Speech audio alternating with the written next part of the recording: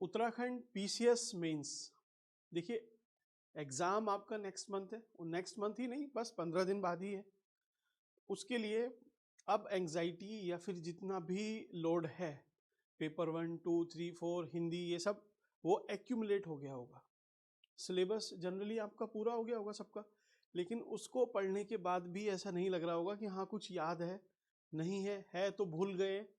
और जो बहुत सिंपल चीज़ें भी थी, फॉर एग्जांपल आपको एथिक्स में मैंने समझाया था उस टाइम पे, एटीट्यूड एप्टीट्यूड, सिंपल सा ही था, खूब सारा समझाया था, लेकिन अब वो दिमाग से थोड़ा सा आउट हो रहा होगा। लेकिन कोई नहीं, आप अगर रिवीजन, एक दो रिवीजन भी करोगे तो रियल एग्जाम में आपको वो याद आ जाएगा।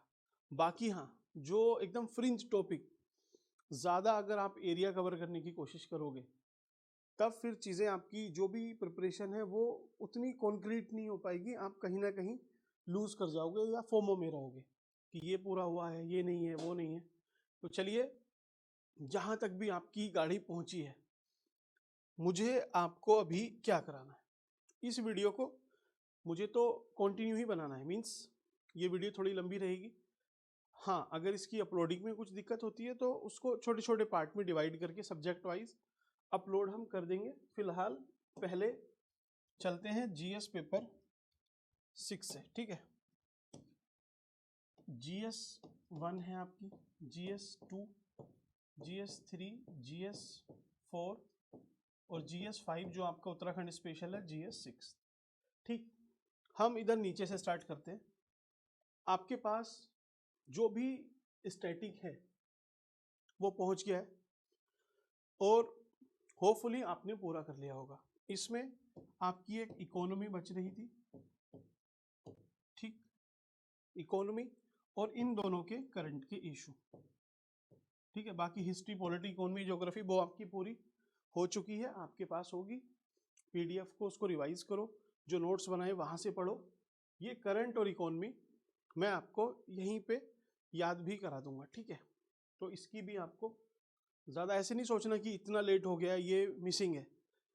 जो चीज़ अब यहाँ पे कराई जाएगी वो चीज़ आपकी स्ट्रॉन्ग रहेगी, बाकी जो आपने पढ़ा है उसमें आपको लगेगा कि थोड़ा बहुत वहाँ पे लैग कर रहे हैं, ठीक है। तो चलिए, स्टार्ट हम इधर से ही करेंगे, नीचे से ही स्टार्ट करेंगे। पहले आपको समझा देता हूँ कि उसके बाद क्या है।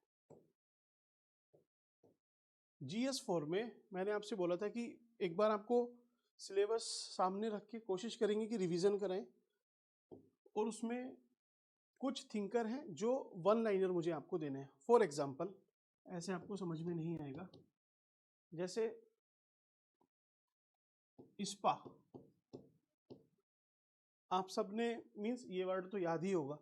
तो इसी से जैसे सोक्रेटिस है, सुकरात हिंदी में, प्लूटो और एरिस्टोटल, अरस्तु, ठीक, ये तीन याद हुए। इन तीन की एक एक अच्छी जो भी कोटेशन है या फिर इनकी एक हल्की अंडरस्टैंडिंग, जो एक क्वेश्चन में आप उसको कहीं कंक्लूजन में बीच में आराम से यूज करोगे ही, उसको उसी तरीके से आपको समझाया जाएगा, ठीक। तो उस हिसाब से आपके तीन ये थिंकर, ऐसे ही होप्स, ठीक, जॉन रॉल्स, ये मैं आपको सिंगल वन लाइन में, हार्डली 15 मिनट का वीडियो होगा, एक बार देखना, दूसरी बार फिर से उसको सुनना, तीसरी बार छोटे उसके पॉइंट एक एक लाइन बना के लिख लेना, और फिर 15-20 मिनट बाद रिवाइज कर लेना। 1 घंटे में आपको ये ऐसे छप जाएंगे पूरे कि आराम से आप अभी, क्योंकि अब पेपर एकदम पास में है, ये चीज़ आपको ज़्यादा याद रहेगी। तो ये 10 थिंकर आप यूज़ करके आते हो, ठीक है। भले ही 2-3 लाइन लिखना बस इनके बारे में, नाम, बस आपने नाम भी मेंशन किया ना कहीं से कनेक्ट करके, वो मैं आपको समझाऊंगा कैसे, तो आपका काम यहीं से हो जाएगा, ठीक। उससे क्या होगा, आपको 10 थिंकर, आपको इंडियन में गीता कोट करना, गांधी जी, थोड़ा बहुत आप जैनिज्म, बुद्धिज़्म, ठीक है, डॉक्टर अंबेडकर, या फिर किसी को भी कोट कर दोगे, 5-7 थिंकर वो हो जाएंगे, यहाँ से हो जाएंगे। तो लगभग आपके हर एक आंसर में एक कोई वेटेड पॉइंट रहेगा, ठीक है। तो एथिक्स में आपको इस पे एक वीडियो मिलेगी, 20 मिनट की होगी हार्डली, ठीक है। मीन्स मैं तो अभी इसको बना ही रहा हूँ, ठीक है। तो ये वीडियो अभी ही आपको क्रिएट हो जाएगी, लेकिन अपलोड अगर होने में इसमें इशू आया तो उसको छोटे उसके सेक्शन बना के कल तक आपको ये मिल जाएगी, ठीक है। ऐसे ही GS3, GS3 पे चलिए अभी आते हैं, GS1 की बात करते हैं। GS1 में मुझे नहीं लगता कि करंट का उतना कुछ रहेगा। आपको हार्डली जो ज्योग्राफी वाला सेक्शन है वहाँ पे कुछ पॉइंट मिल जाए या एक क्वेश्चन मिल जाए, हार्डली तो मिल जाए, क्योंकि ये लगभग पूरा स्टैटिक है और आपको लगेगा भी कि करंट का है तो उसका आंसर आप स्टैटिक से दे सकते हो। यहाँ पे करंट का उतना कुछ रोल नहीं है, ज्योग्राफी में होगा, उसको देखेंगे हम, ठीक।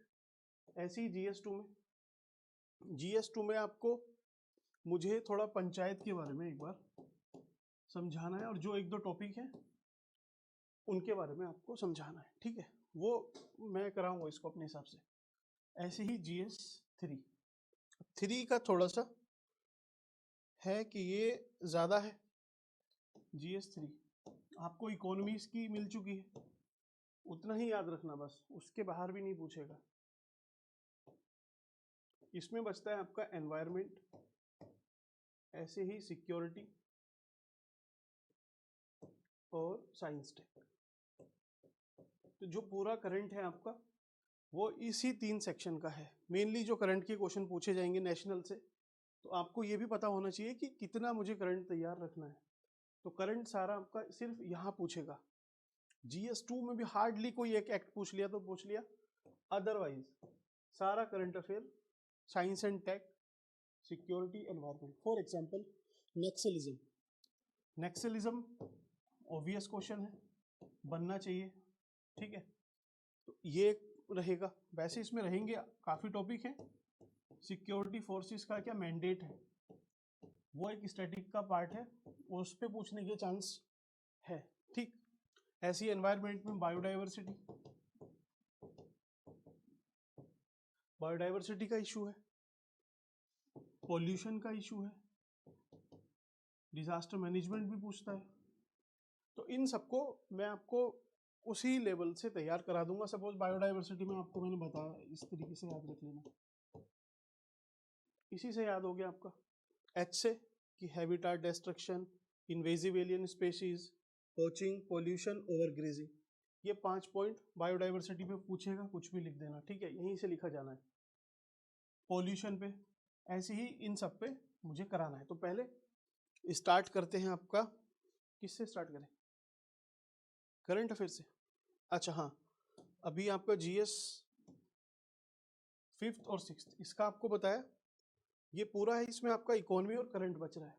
तो पहले स्टार्ट करते हैं इसकी इकोनॉमी से। 1 सेकेंड, पहला टारगेट है इसकी इकोनॉमी, फिर इसका हम करंट और ये सब अकॉर्डिंगली देखेंगे, ठीक है। चलिए स्टार्ट करें। हम पहले चलिए GS पेपर 4 देख लेते हैं, ठीक है। उसमें क्योंकि स्टैटिक है, कम पार्ट है, उसको पहले पूरा करते हैं। तो सबसे पहले जो आपको समझाना था थोड़ा सा, वो थिंकर्स वगैरह थे। पहले थिंकर्स की बात करेंगे, फिर उसके सिलेबस पे आएंगे और उसके बाद जो भी उसमें रिमेनिंग है, नहीं वैसे जो भी इंपॉर्टेंट लगेगा वो उसको वहीं पे पूरा करा देंगे, ठीक है। GS पेपर 4 होपफुली सिलेबस सबने देखा है, और इसके पहले जो वीडियोस हमने आपको प्रोवाइड की थी, 6-7 वीडियो थी, वो देखी हैं।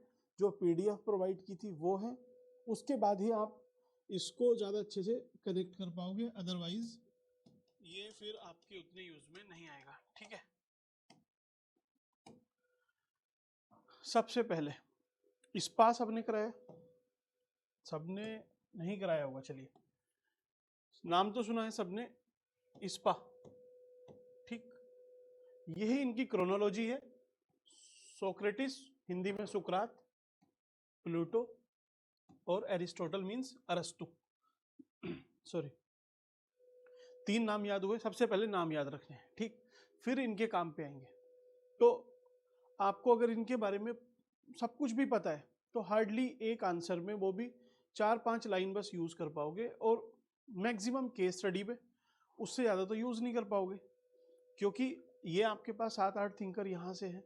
जैनिज्म, बुद्धिज्म, भागवत गीता, महाभारत, गांधी जी, ये सब मिला के 15 20 15 हो रहे हैं कम से कम। तो एक क्वेश्चन में आप हार्डली एक भी यूज कर पाए तो बहुत बड़ी बात है। तो ऐसे ही सिर्फ सिंगल क्वेश्चन में सिंगल चीज यूज करो, थोड़ा सा इसी पे इलेबोरेट करके लिख दो, आपको बहुत ठीक ठाक वो एक एनरिचमेंट देगा आपके आंसर में। आपने सपोज अपना कोई भी आंसर फ्रेम किया है, अब इन सबको उसमें एक बार कहीं पे फिट करके देखना। जैसे सोक्रेटिस, सोक्रेटिस ने कॉन्सेप्ट दिया सेल्फ क्वेश्चनिंग का। सेल्फ क्वेश्चनिंग मीन्स कि हमें खुद पे क्वेश्चन करने चाहिए, एक मोरल रीजनिंग डेवलप करनी चाहिए, राइट एंड रॉन्ग के बीच में डिफरेंस हमें पता लगाना है तब। फॉर एग्जाम्पल, आप कभी कुछ डिलेमा में हो, ठीक है, किसी भी चीज का डिलेमा हो सकता है, तो उसमें आपको सही गलत का पता लगाना है, तो आप मोरल रीजनिंग इस्तेमाल करते हो। सपोज कोई आपसे कुछ लेने के लिए आए, कोई भी चीज है, तो आप उस पर पहले डाउट करते हो कि भाई इसकी इंटेंशन क्या हो सकती है, फिर खुद से क्वेश्चन करते हो कि हाँ इस पे मुझे ये डाउट है और इसकी वजह से क्या मैं इसको इतनी चीज दे सकता हूँ, उसके बाद मेरा तो कोई लॉस नहीं होगा, ये उसका मिसयूज तो नहीं करेगा। इस तरीके से आप ड्राइव करके अपने किसी डिसीजन पे आते हो, या फिर किसी को जज करते हो कि ये सही है या गलत है। ऐसे भी समझ में नहीं आया, चलिए आप सिंपल सा समझो, शादी के लिए किसी को कोई लड़का देखना है या फिर वाइस वर्सा, तो आप क्या करते हो? सपोज उससे मिलते हो, बातें करते हो, नहीं भी मिलते तो बातें करते हो सपोज, तो आप क्या करते हो? उसमें क्वेश्चनिंग करते हो, खुद से ही क्वेश्चन करते जाते हो कि अच्छा अब ये उसका इसने क्या आंसर दिया है, उस पर कैसे बोला है, वहां पे क्या बोल रहा है या फिर क्या बोल रही है, वाइस वर्सा अगर आप समझते हो तो फिर आप उसको कनेक्ट कर लोगे कि हाँ ये ठीक है या फिर नहीं है। इसी के उल्टा होता है, एक हुई मॉरल रीजनिंग, एक होती है मॉरल इंट्यूजन। उसमें क्या होता है कि आपको कोई देखने में ही मीन्स बहुत सारी चीजें आप लगभग सही जज कर लेते हो सिर्फ देखने से। जैसे घर पे बड़े होते हैं, बूढ़े होते हैं थोड़े, तो वो सिर्फ इंट्यूजन से समझ लेते हैं कि सामने वाला कैसा है। वो विद एक्सपीरियंस आता है, किसी को थोड़े टाइम में आ जाता है, किसी को ज़्यादा टाइम लगता है। तो वो इंट्यूजन सब में डेवलप हो पाना एक चैलेंज है, लेकिन मोरल रीजनिंग से आप सही और गलत तक पहुंच सकते हो। तो इतनी लंबी सारी कहानी बताने का मतलब क्या है? मतलब क्या है, आप आंसर में कैसे यूज करोगे कि आप कभी सही और गलत में फंसते हो। डिलेमा वाले क्वेश्चन अगर आपको मिलता है, इथिक्स में राइट एंड रॉन्ग का कोई आपको मिलता है कि इथिक्स क्या है, तो आप बोलोगे कि राइट एंड रॉन्ग के बीच का डिफरेंस, ये सब आप ऐसे कुछ इलेबोरेट करते हो, उसी में आप यहाँ पे यूज कर लेना कि self questioning as proposed by Socrates is a methodology to determine what is right और रॉन्ग। ये लाइन यूज की, सुकरात का आपने पूरा यूज कर लिया, समझो। ठीक, फिर ये तो एक पॉइंट हुआ। अब इसको आप आपके दिमाग में ना थोड़ा सा ये मैंने उसको फर्टाइल करके एक बीज ये बोया है। आपको अब इस पे बस सोचना है, अभी सिलेबस उठा के रखना, सोचना कि कहाँ कहाँ कहाँ किस कीवर्ड में यूज होगा। एक बार आपने सोच लिया, यूज कर लोगे इसको आराम से। दूसरा है वर्च्यू। वर्च्यू मीन्स एक तरह से सद्गुण। सद्गुण मैं आपको बताता हूँ, चलिए एक बार ये डायग्राम कहीं पे मैंने आपसे बोला भी था, ड्रॉ करके आना है आपको अगर वर्च्यू पे क्वेश्चन आता है।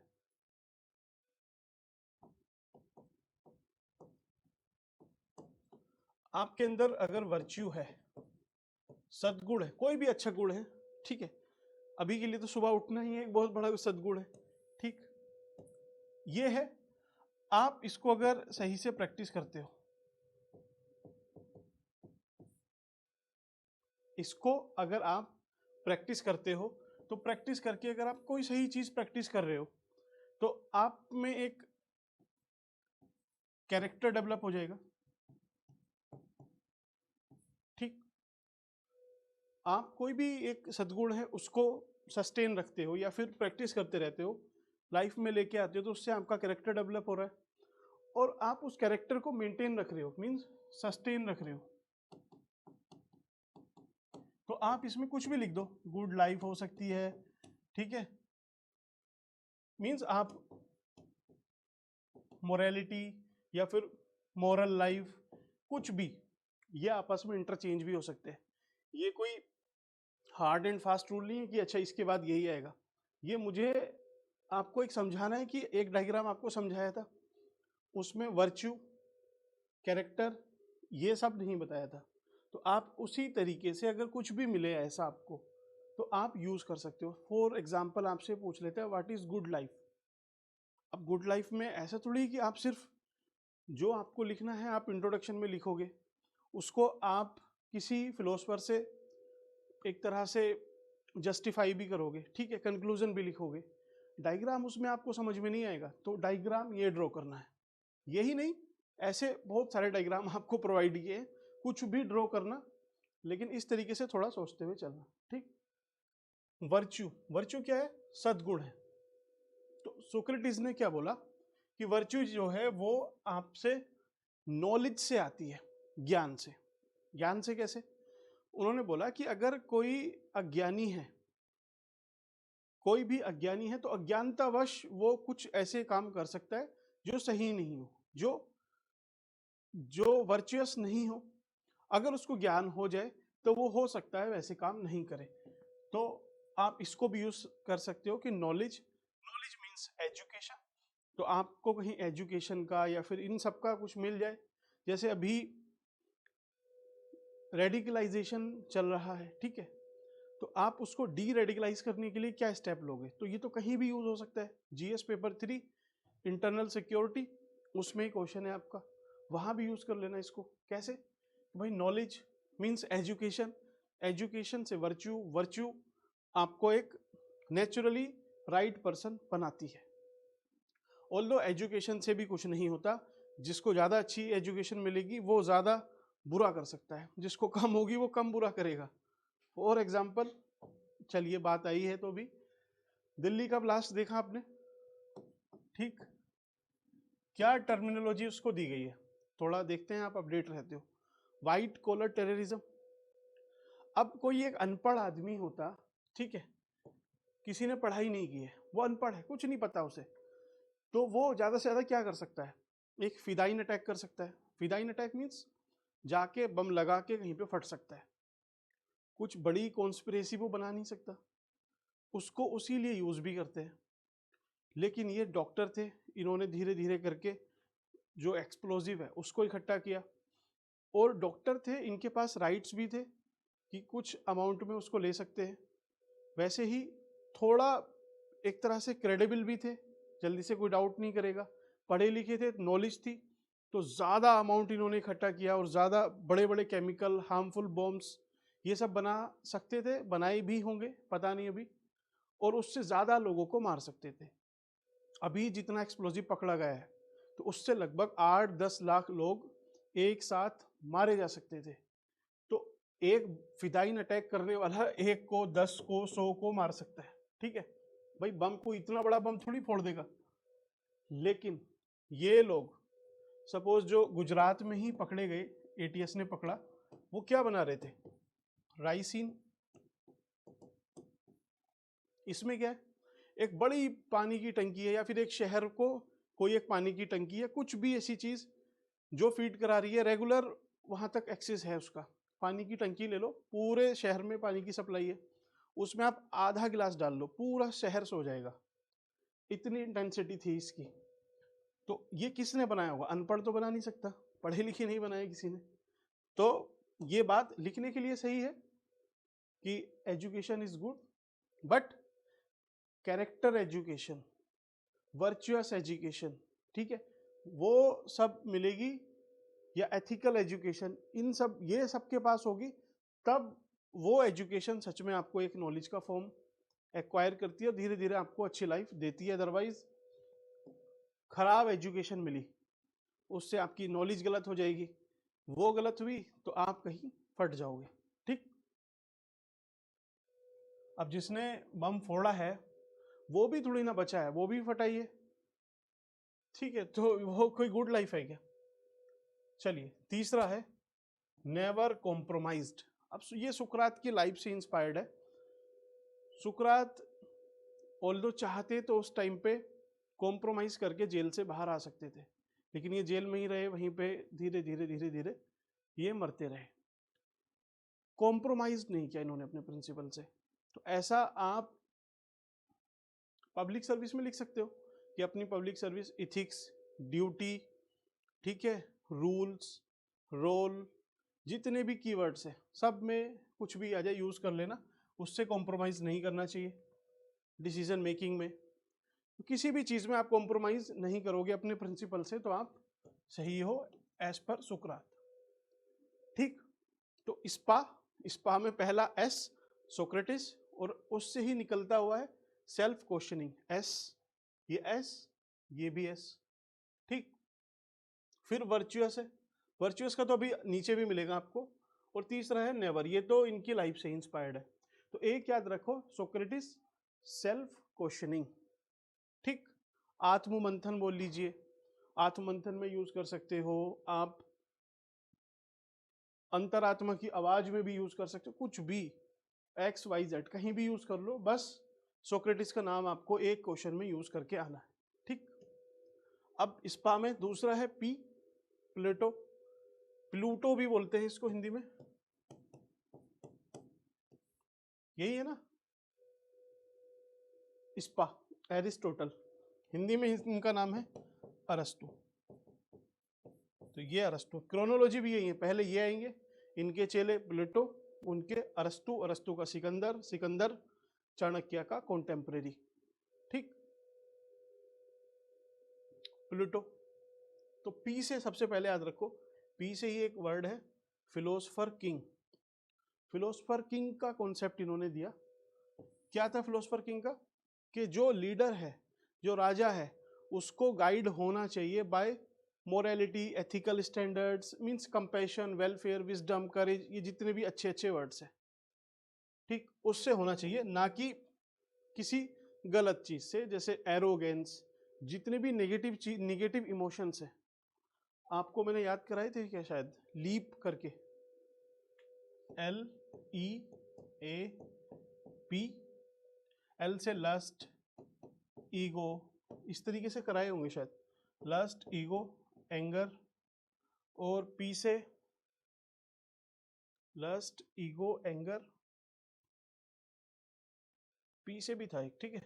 इसी तरीके से मीन्स ये 4-5 हैं जो निगेटिव इमोशन है, गलत चीज है भाई, लस्ट नहीं होनी चाहिए, ईगो नहीं होनी चाहिए, एंगर नहीं होना चाहिए, और पर्सनल इंटरेस्ट बोल लीजिए इसको, पर्सनल इंटरेस्ट तो निगेटिव इमोशन नहीं होगा। पी से भी था, ठीक है, लीप करके है। आप इन सब से गाइड नहीं होने चाहिए, राजा को हमेशा करेज से, विजडम से, रेशनैलिटी से, इन सब चीज से गाइड होना चाहिए। अब इसको आप कहीं भी यूज कर सकते हो, आप पब्लिक सर्विस में भी यूज कर सकते हो। कोई ऑफिसर है तो उसको एक तरह से वहाँ का वो किंग है, तो उसको गलत इमोशन से नहीं ड्राइव होना चाहिए। जैसे अभी कुछ रेप के एलिगेशन लगते हैं, कुछ करप्शन के लगते हैं, तो ये भी सब नेगेटिव चीज़ें हैं, तो उससे गाइड नहीं होना चाहिए। विजडम, करेज, पॉलिटिकल प्रेशर आए तो करेज, विजडम, रेशनैलिटी, इन सब से गाइड होना चाहिए। ठीक, तो पी याद रख लोगे। दूसरा यहाँ पे देखिए वर्च्यू था, तो यहाँ भी वर्च्यू है, लेकिन यहाँ पे 4 वर्च्यू है। कभी आपसे डायरेक्ट पूछ ले तो टेम्परेंस, विजडम, करेज और जस्टिस, ये 4 कार्डिनल वर्च्यू हैं, कार्डिनल। अभी सद्गुण पे ही क्वेश्चन आ जाए तो ये 4 सद्गुण है, टेम्परेंस, विजडम, करेज, जस्टिस। एग्जाम्पल तो इसके आपको मिल ही जाएंगे। टेम्परेंस, भाई आपको सही टेम्पर दिखाना पड़ेगा। विजडम, अजीत डोभाल, इनका यूज कर सकते हो। करेज, करेज में आप यूज कर सकते हो सपोज 370 को हटाना, एक करेजियस डिसीजन था। जस्टिस में आप रिजर्वेशन, इसका यूज कर सकते हो, ठीक है।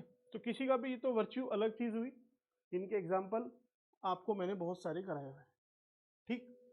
तो सोक्रेटिस एस, और दूसरा है वर्च्यू। ऐसी प्लेटो में पी से प्लेटो, पी से फिलोसफर किंग, तो ये तो याद हो गया। और जो वर्च्यू है इसमें भी वर्च्यू है, इसमें 4 वर्च्यू है, कार्डिनल वर्च्यू, यूज कर सकते हो as per your convenience. Third इसमें आता है ए, स्पा में ए मीन्स एरिस्टोटल।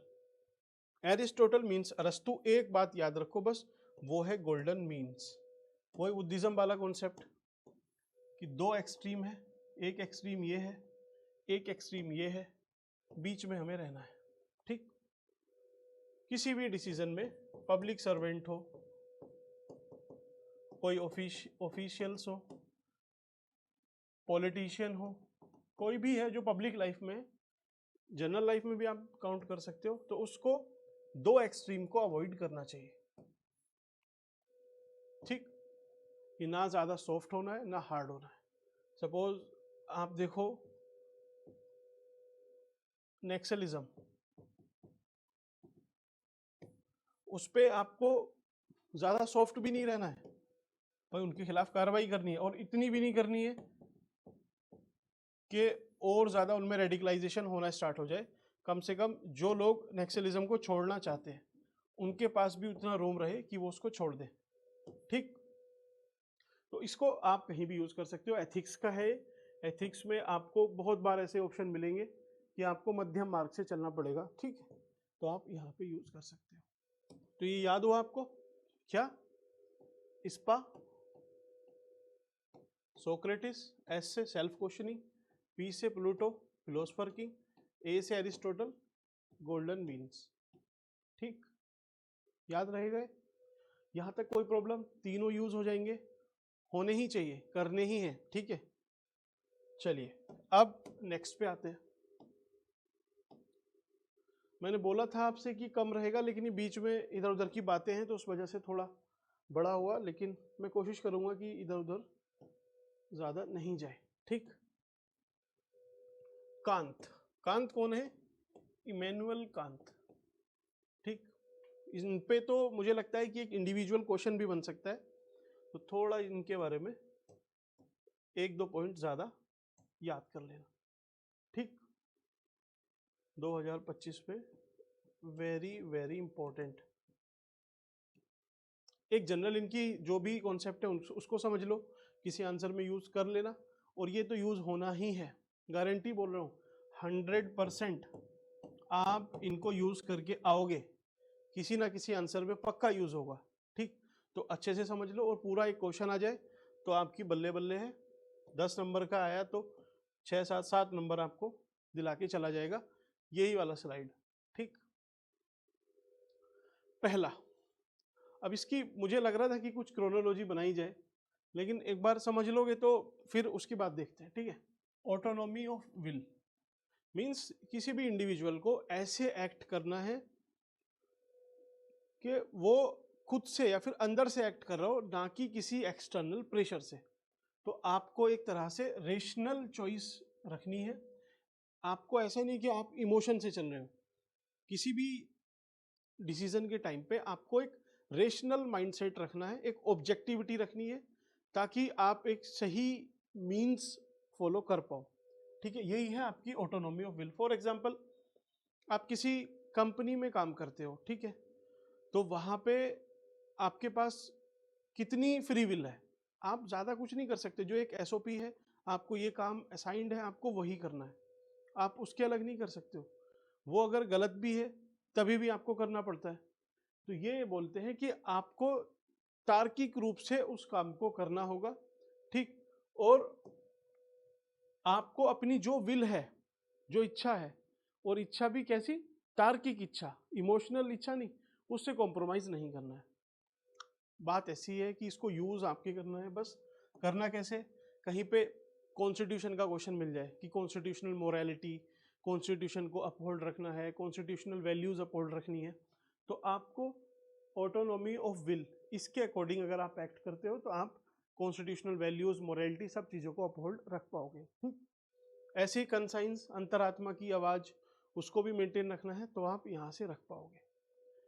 इस पर्टिकुलर पॉइंट का आप यूज जीएस पेपर 2 में ज़्यादा कर सकते हो। ठीक, जहाँ भी आपको ऐसा कुछ मिलता है कॉन्स्टिट्यूशन से रिलेटेड या फिर फ्रीडम, लिबर्टी, तो वहाँ इनका यूज हो सकता है। इथिक्स के क्वेश्चन में मुझे उतना नहीं लगता, लेकिन ये पॉइंट आपको इसलिए बताया था कि अगर इमैनुअल कांत पे पूरा एक क्वेश्चन आता है तो ये आपको लिखना पड़ेगा। ठीक, दूसरा, बाकी इनके इजी हैं, वो है रेस्पेक्ट फॉर पर्सन। मीन्स आपको किसी भी व्यक्ति को एज ए एंड ट्रीट करना है, ना कि मीन्स, कि आपको उसका फायदा उठाना नहीं है। वो मानवता के हिसाब से आपको उसको एक एंड की तरह ट्रीट करना है, उसको ऐसे समझो कि इस्तेमाल नहीं करना है। ठीक, बस इतना सा इसका कॉन्सेप्ट है। आप एग्जाम्पल यूज कर सकते हो, जैसे कहीं एम्पैथी का क्वेश्चन आ जाए, एम्पैथी, कंपैशन का आ जाए, ट्रांसपेरेंसी, अकाउंटेबिलिटी, इस तरीके के कुछ क्वेश्चन आपके पास आते हैं। जैसे कंपैशन का ही कोई क्वेश्चन है तो कंपैशन के लिए आपको ह्यूमन को एज ए ह्यूमन और वो भी एज ए एंड ट्रीट करना है, ना कि मीन्स। कुछ लोग हैं जो इस्तेमाल करते हैं, जैसे अभी दिल्ली ब्लास्ट का एग्जाम्पल लेते हैं, तो जो कॉन्स्पिरेटर है वो तो कहीं और बैठे हुए हैं, लेकिन जो नॉर्मल लोग हैं, अब इनको नॉर्मल भी बोलेंगे या नहीं कह नहीं सकते, लेकिन जो भी लोग हैं उनको एज ए मीन्स यूज किया जाता है एक एंड तक पहुंचने के लिए, तो इस तरीके से यूज नहीं करना चाहिए। कंपैशन, एम्पैथी, इस तरीके के क्वेश्चन में आप इसका यूज कर सकते हो। एक है गुडविल। गुडविल क्या है? गुड इंटेंशन, कि आपकी इंटेंशन सही है तो आप एक तरह से किसी भी काम को सही तरीके से कर पाओगे, दैट्स इट। तो आप कोई करप्शन में इन्वॉल्व है उसमें नहीं फंसोगे, ब्राइबरी में नहीं फंसोगे, फेवरेटिज्म में नहीं जाओगे, क्योंकि आप एक गुड विल से काम कर रहे हो, एक गुड इंटेंशन से काम कर रहे हो। सही इंटेंशन से किया गया काम सही ही होता है। तो पब्लिक सर्विस में आंख बंद करके इसको यूज करना कि आपको कोई गरीबों के लिए योजना बनानी है, ठीक है। इवन पॉलिटिशियन है, वो कुछ रेबड़ी कल्चर या उसको बोल रहे हैं, तो अगर उनकी इंटेंशन सही है तो रेबड़ी कल्चर भी ठीक है, अगर इंटेंशन सही है तो। सिर्फ चुनाव जीतना इंटेंशन है तब वो चीज गलत है। ऐसे ही है इनका एक डिओन्टोलॉजी। डिओन्टोलॉजी तो एथिक्स की पूरी एक ब्रांच है जो ड्यूटी बेस्ड जितने भी काम है कि आपकी ड्यूटी जस्टिफाई करेगी आपके आउटकम। मीन्स के फोकस करते हैं कि means are more important than ends. तो आप मीन्स पे फोकस करो, जो आपकी ड्यूटी है उस पर फोकस करो, एंड तो हो ही जाना है अच्छा, या जैसा भी हो आपको बस मीन्स पे फोकस रखना। तो डिओन्टोलॉजी मीन्स ड्यूटी, और ड्यूटी के सबसे बड़े प्रोपाउंडर इमैनुअल कांत ही हैं, ठीक। देन यूनिवर्सैलिटी, ये क्या है? सार्वभौमिकता, कि कोई भी काम अगर आप कर रहे हो, ठीक, तो उसका पता कैसे लगाओगे कि सही है या नहीं? तो उसका सिंपल सा तरीका है कि उसी काम को अगर सब लोग करने लगे तो फिर वो सही है, और सबके लिए वो मोरली करेक्ट होना चाहिए। फॉर एग्जाम्पल करप्शन है, मुझे लगता है कि चलिए मैं करप्शन कर रहा हूँ, ठीक, तो इसमें मेरा फायदा है, सब कुछ बढ़िया है, और उसी करप्शन को सब लोग करने लगे, तो क्या फिर वो सही है? क्या मोरली करेक्ट होगा? नहीं होगा, क्योंकि एंड ऑफ द डे मैं किसी का लूट रहा हूं तो कोई मेरा लूटेगा। तो इसी तरीके से वो घूम फिर के पूरी सोसाइटी सबका कोलैप्स हो जाएगा, तो वो मोरली राइट नहीं है कोई भी एक्शन। तो आपको यूनिवर्सैलिटी टेस्ट या सार्वभौमिक टेस्ट करना पड़ेगा। जैसे क्वेश्चन आते हैं फेवरेटिज्म के, करप्शन के, नेपोटिज्म के, उन सब में इसको यूज कर सकते हो, ठीक। सार्वभौमिकता, तो कांत की ये 4-5 बातें, autonomy of will, respect for person, goodwill, deontology और यूनिवर्सैलिटी या फिर सार्वभौमिकता। अब इसका कुछ एक बार हम देख लेते हैं कि कैसे इसको याद रखना है। तो ए तो ये हुआ, ठीक है, पहला तो आपका चलिए ए ही है, ए। वी, चलिए वी यहां से उठा लेंगे हम, वी। देन आपका डी, डी है, सी नहीं बन पा रहा है, चलिए छोड़िए इसको। कुछ क्रोनोलॉजीज की, चलिए अभी एकदम से कुछ ऐसा नहीं बन पा रहा है, तो आप अपने हिसाब से कुछ इसको बना के ऐसे याद रख लो।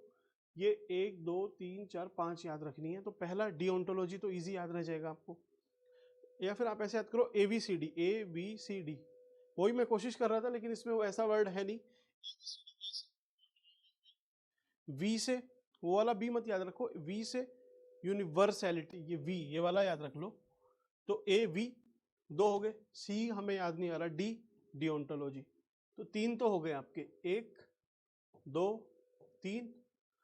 अब ये 2 आप ऐसे याद रख लो कि मीन्स वर्सेस एंड की डिबेट है एक तो, ठीक, और गुडविल, गुड इंटेंशन, तो इसको एम आई ऐसे याद रख सकते हैं, एम आई।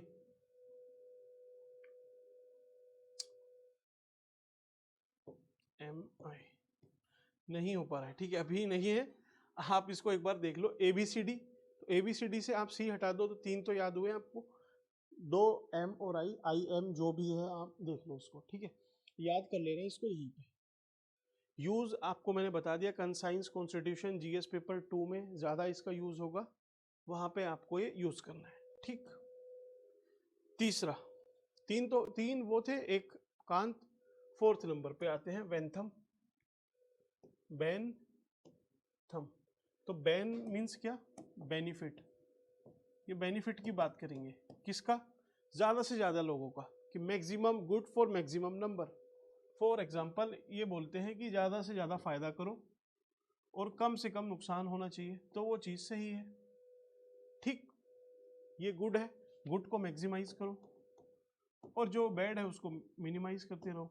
तो कोई भी काम आप करते हो तो गुड और बैड इस चीज में फंसते ही हो कि इसके कुछ पॉजिटिव आउटकम भी है और उसके नेगेटिव भी है, तो क्या हमें उसको करना चाहिए काम को, तो हाँ करना चाहिए, लेकिन जो गुड वाला पार्ट है उसको बढ़ा दो, जो कम है उसको मिनिमाइज करने की कोशिश करो। तो इन्होंने बोला कि गुड क्या है, अच्छा क्या है, अच्छा वो है जो आपके प्लेजर को, जो सुख है उसको बढ़ाए, ज्यादा से ज्यादा बढ़ाए। और फिर बुरा क्या है, बुरा वो है जो आपके पेन को ज्यादा से ज्यादा बढ़ाए, घटाए नहीं, बढ़ाए।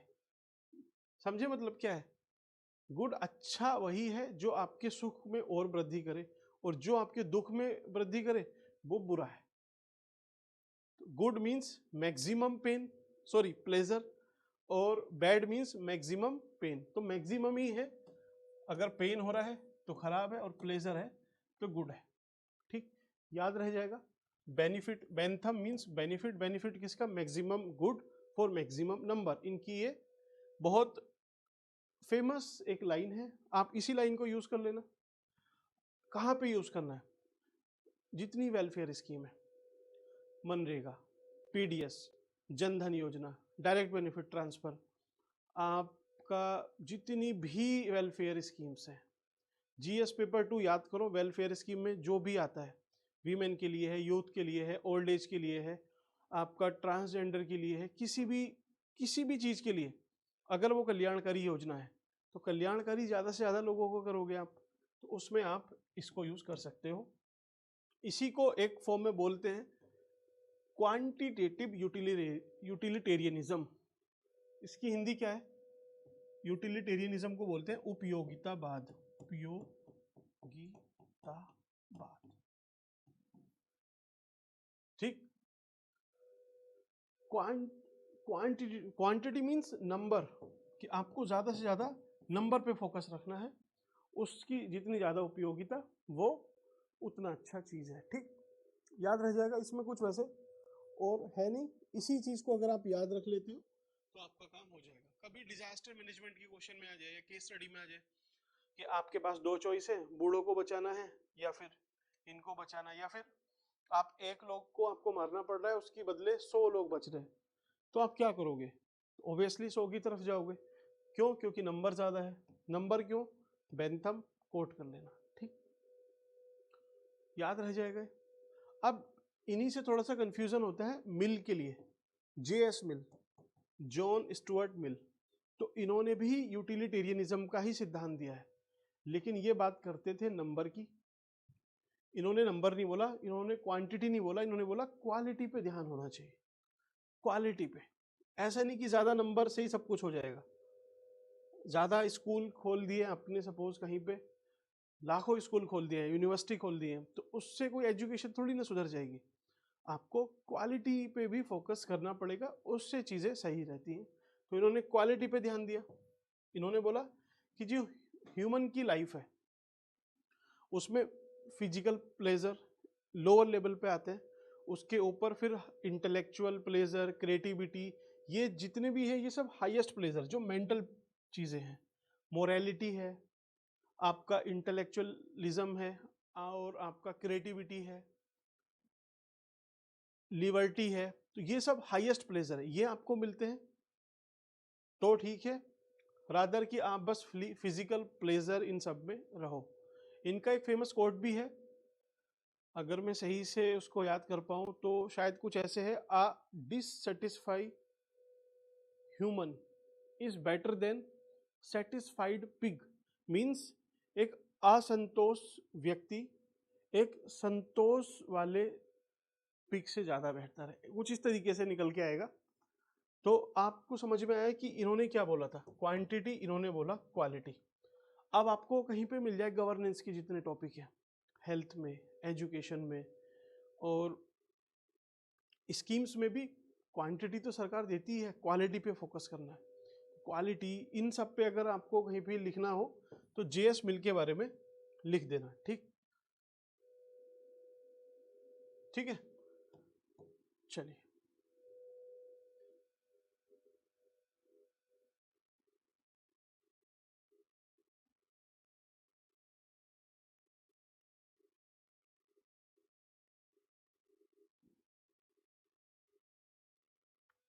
अच्छा, एक और है इनका जेएस मिल, अगर आप उसको यूज कर पाए तो वो है हार्म का एक प्रिंसिपल है। हार्म मीन्स वही वाला हार्म है, नुकसान वाला है, कि आपकी जो भी इंडिविजुअल फ्रीडम है वो तभी तक अच्छी है जब तक वो किसी दूसरे को हार्म नहीं पहुंचाती। अब आर्टिकल 19 उसमें फ्रीडम की बात है, और फ्रीडम का एज ए कॉन्सेप्ट भी काफ़ी चलता है, GS2 में भी पूछता है और एथिक्स में भी आपसे पूछ सकता है। तो उसमें आप यूज़ कर सकते हो कि ठीक है, freedom liberty is good unless it harms other person या राइट्स ऑफ अदर। तो कहीं भी आपको लगे कि हाँ फंडामेंटल राइट का कुछ पूछा है तो ठीक है, राइट है, लेकिन उस पर रीजनेबल रेस्ट्रिक्शन है। क्यों? क्योंकि वो किसी को हार्म कर सकता है। जेएस स्टुअर्ट मिल भी इसी को सपोर्ट करते हैं। ठीक, कहीं पे मिले तो इसको यूज कर लेना, अदरवाइज कोई दिक्कत नहीं। नेक्स्ट है जॉन रॉल्स। इनका सोसाइटी वाला कॉन्सेप्ट काफ़ी ज़्यादा फेमस हुआ था, क्योंकि एक बार यूपीएससी ने शायद 2015 में स्पेसिफिक क्वेश्चन पूछ लिया था। तब से ये न्यूज़ में रहते, न्यूज़ में क्या, इन एग्जामिनेशन वाले पूरे जो डोमेन है उसमें रहते हैं। तो उसके बारे में चलिए देखते हैं। पहला इनका कॉन्सेप्ट था व्हील ऑफ इग्नोरेंस, अज्ञानता का जो एक चक्र है। इन्होंने बोला कि आप जो भी काम कर रहे हो, तो सपोज आपको कोई पॉलिसी बनानी है, तो उसमें आप भूल जाओ कि आप कौन हो, कि आप गांव से हो, शहर से हो, आप रिच हो, पुअर हो, आप पढ़े लिखे हो या अनपढ़ हो। ठीक, और जितनी भी ऐसी चीज़ें, आप अपना बैकग्राउंड भूल जाते हो, आप किस कास्ट से हो, अपर से हो, लोअर से हो, आप फिजिकली एबल्ड हो, डिसेबल्ड हो, ठीक है, या फिर डिफरेंटली एबल्ड हो। तो आप अपना बैकग्राउंड हटा दो, या फिर उसको सोचना ही नहीं है आपने। उसके बाद आपने वो पॉलिसी बनानी है पूरी ऑब्जेक्टिवली और रेशनैलिटी के साथ। जो पॉलिसी उसके बाद बनती है वो पॉलिसी ज़्यादा सही रहती है, या जो भी डिसीजन निकल के आता है वो ज़्यादा बेनिफिट करता है समाज का। ये इनकी बात थी। तो इसको आप यूज़ कर सकते हो, कहीं पे कास्टिज्म का है, डिसीजन मेकिंग का आ जाए, पॉलिसी मेकिंग का क्वेश्चन हो, जस्टिस का क्वेश्चन हो कि आप जस्टिस ही हो और आपको एक न्याय देना है लोगों को, तो भी आप यूज़ कर सकते हो। अगर आपको ये समझ में नहीं आया तो इसको आप ऐसे समझ सकते हो, सपोज एक केक है, ठीक, एक पूरा केक है, आपको उसका पीस काटना है। ठीक, अब आपको नहीं पता है कि कौन सा पीस आपको मिलेगा, तो आप क्या करोगे? मीन्स एक आइडियली रेशनली आदमी को क्या करना है कि उसको बिल्कुल इक्वली डिवाइड करे, क्योंकि उसे नहीं पता है कि ये पीस किसको मिलेगा। अगर पता चल जाए तो वो क्या करेगा कि अच्छा इस साइड वाला मेरा पीस है, तो इसको थोड़ा सा ज़्यादा करके काटते हैं ताकि ज़्यादा पोर्शन मेरे पास आए। अब आपको बात क्लियर हो गई होगी कि व्हील ऑफ इग्नोरेंस क्या है, अज्ञानता क्या है। कि आपको अगर ये ज्ञान ही नहीं है कि कौन सा पीस आपको मिलेगा, तो आप ज़्यादा अच्छे से उसमें न्याय कर पाओगे। बस इतनी सी बात अगर आपको हिट करी तो व्हील ऑफ इग्नोरेंस आपका हो गया। ठीक, दूसरा है इक्वेलिटी वाला है, इनका जो इक्वेलिटी का कॉन्सेप्ट है वो दो है, या फिर जस्टिस बोल लीजिए, न्याय का जो सिद्धांत है वो दो पार्ट में आता है। पहला इक्वेलिटी बेस्ड, कि सभी को इक्वेलिटी मिलनी चाहिए, जैसे फंडामेंटल हमारे राइट्स है, सबको इक्वली ट्रीट करते हैं, वो ठीक है। लेकिन फंडामेंटल राइट में एक रिजर्वेशन का भी कॉन्सेप्ट है भाई, आर्टिकल 15 में 16 में भी है, आप रोजगार में भी रिजर्वेशन है। तो वो क्या है, उसको अगर आप यूएस वाली इंग्लिश से बात करते हो तो अफर्मेटिव एक्शन बोला जाता है। अफर्मेटिव एक्शन मीन्स आप कुछ ऐसे विशेष प्रावधान कर रहे हो जिससे जो ऐसे वर्ग हैं जिनका हिस्टोरिकली फायदा नहीं हुआ है उनको फायदा पहुंचाने के लिए आप वो अफर्मेटिव एक्शन लेते हो, बिल्कुल ठीक है। तो वो किस प्रिंसिपल के अंडर आएगा, वो आएगा डिफरेंस प्रिंसिपल के अंडर। ठीक, आप 80 करोड़ को सपोज फायदा पहुंचा रहे हो फ्री राशन का, तो बाकी को नहीं पहुंचा रहे हो, जबकि आप टैक्स तो सबसे ही ले रहे हो, तो ये जस्टिफाई हो जाएगा डिफरेंस प्रिंसिपल से। आयुष्मान भारत, आप 50 करोड़ लोगों को लगभग हाँ फायदा पहुंचता है उसका, तो वो कौन लोग हैं, जो भी लोग हैं, अब जो सबसे ज्यादा टैक्स दे रहा है, ठीक, जो सबसे ज्यादा पैसे दे रहा है सरकार को, इतना ऑब्वियस है कि उसका आयुष्मान कार्ड नहीं बनेगा। जो कम देगा या फिर नहीं दे रहा है, जो टैक्स नहीं दे पाता, कमजोर वर्ग है, उसी का बनेगा आयुष्मान कार्ड। तो ये एक तरह से आप देखोगे ऊपर से तो वो इनजस्टिस लग रहा है कि यार इनसे ले रहे हैं और इनको फायदा नहीं दे रहे, ये लोग नहीं दे पा रहे हैं फिर भी इनको फायदा मिल रहा है। तो वो इसलिए है क्योंकि आपको एक अफर्मेटिव एक्शन लेने हैं, आपको इनको भी उस लेवल पे लेके जाना है। ये सिंपल सा है, इसी को बोलते हैं डिफरेंस प्रिंसिपल।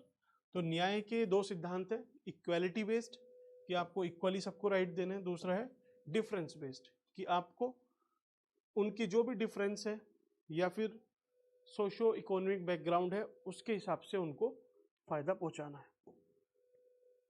और फिर लास्ट है इनका कि इक्वालिटी ऑफ अपॉर्चुनिटी, कि जो अवसर है उसमें भी समानता होनी चाहिए और फेयरनेस का भी ध्यान रखना चाहिए। मीन्स किसी की हाइट छोटी है या फिर कोई पर्टिकुलर रीजन पे पैदा हुआ, वहाँ पे जनरली कम हाइट के ही बच्चे रहते हैं, आपको अपनी जो भी मिलिट्री है, फोर्स है, उसमें उनको रिक्रूट करना है।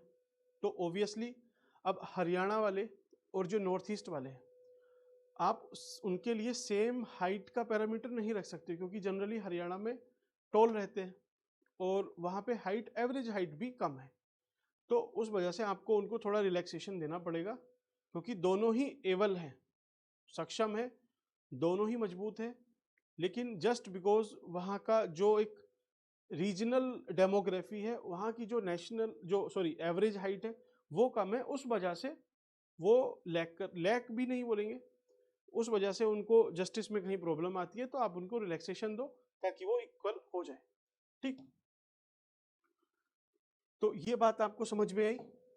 चलिए, कितने हुए आपके, 3 तो इस्पा, 1 कांत, 4, 5, 6 और 7। इन 7 को आप यूज करो, एक को 2 बार भी यूज कर सकते हो, 2 से ज्यादा बार यूज मत करना। ठीक, तो आप इन 7 को अगर 10 क्वेश्चन में यूज कर लिए तो बहुत बढ़िया है, 7 में भी किए तो अच्छा है, 5 में भी किए तो ठीक है। ठीक है, यहाँ भी आप फायदे में ही रहोगे, यहाँ जाओगे तो बहुत फायदा है। बाकी आपके सामने सिलेबस रहेगा, एक बार इनको यूज करके या फिर सोच के देख लेना, आपको ये हेल्प करेंगे। चलिए अब बात करते हैं अपना, ये अपना सिलेबस है, पीसीएस का सिलेबस है। तो इसमें आपको, आप देखिए रिवीजन करना कैसे है, simply ethics and human interface. तो आपको क्या एथिक्स का एसेंस, एथिक्स का मीनिंग पता है, एथिक्स क्या है?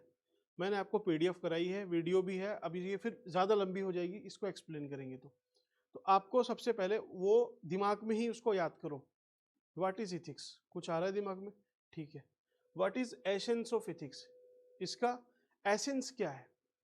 तो एसेंस आपको एक बार सोचना है कि अच्छा एक पॉइंट ये है, दूसरा ये, तीसरा ये, चौथा, पांचवा, और उसका एक एक एग्जाम्पल। ठीक, देन डिटर्मिनेंट्स ऑफ इथिक्स, तो वही फैमिली, पीयर ग्रुप, ये सब वो आपने सोच लिया, 5-6 पॉइंट सोच लिए, उनके एक एक एग्जाम्पल सोचे, ठीक है, और उसका कॉन्सिक्वेंस, ठीक, ये आपने सोच भी ली है अपने दिमाग में, तो समझो ये टॉपिक आपका पूरा है। ऐसे डायमेंशन ऑफ इथिक्स आपने सोची है, कौन कौन से डायमेंशन है, अभी सोचना आराम से। प्राइवेट लाइफ में इथिक्स क्या है और पब्लिक लाइफ में क्या है, अलग से वीडियो है इन सब पे, उसको देखना, पीडीएफ पढ़ना और रिवाइज करके दिमाग में उसको रिकॉल करने की कोशिश करना। यहीं से आपकी जो पूरा ये हेडिंग है ना, यहीं से पूरा हो जाएगा। इसके लिए कुछ आपको और कुछ नहीं पढ़ना है, कुछ इसके बाहर पूछने वाला भी नहीं है, बस इतना आपने रिकॉल किया, समझो ये आपको आता है। ठीक, ये lesson from the life and teaching of great leader reformer, ये थिंकर में आ जाएंगे, तो इसको आप छोड़ दो अभी, नीचे इसमें थिंकर है तो थिंकर वाले में देख लेना। ठीक, अब रोल ऑफ फैमिली अलग से कराया है, कराया क्या उसी वीडियो में है, सोसाइटी भी समझाया हुआ है। ठीक है, एजुकेशनल इंस्टीट्यूट, इन सबका क्या रोल है, वैल्यूज को इनकलकेट करने में, वैल्यूज को इनकलकेट करने में। तो वैल्यू क्या है, तो वैल्यू के लिए मैंने आपसे बोला ही था, मिल्टन रोशिक के हिसाब से values are this this this, जो भी आपको लगे। ठीक, फिर एजुकेशन इंस्टीट्यूट का बोलेगा इनकलकेटिंग वैल्यूज, तो एजुकेशन पहला पॉइंट ये है, इसका एग्जाम्पल ये है, दूसरा इसका एग्जाम्पल। ठीक है, तीसरा चौथा पांचवा, इस हिसाब से आप पूरा आंसर बना सकते हो, कुछ भी नहीं है। तो पहला टॉपिक आपको इसी तरीके से प्रिपेयर करना है। 1 सेकेंड, लेट मी चेक कुछ अपने पास है क्या।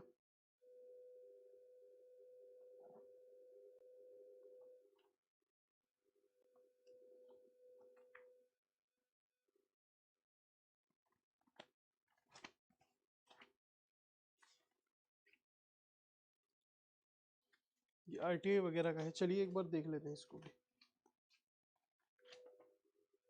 इसको भी चलिए अभी देख लेते हैं इसके जस्ट बाद। पहले इसको देखते हैं, तो ये आपको आराम से यहाँ से आपका हो जाएगा। वीडियो चल रही है ना, ठीक है, ये हुआ आपका